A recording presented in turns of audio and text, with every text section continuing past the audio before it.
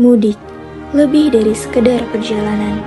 Ini adalah kisah rindu yang akhirnya menemukan jalan pulang.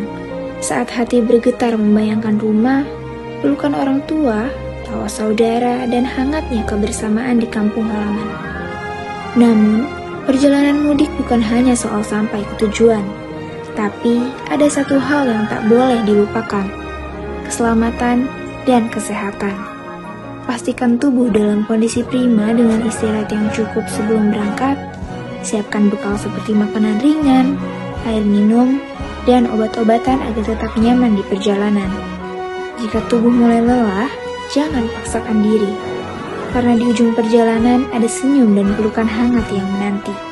Itulah hadiah terbaik sepanjang perjalanan. Karena sejauh apapun langkah pergi, rumah selalu jadi tujuan hati. Selamat mudik, selamat kembali ke pelukan orang tersayang.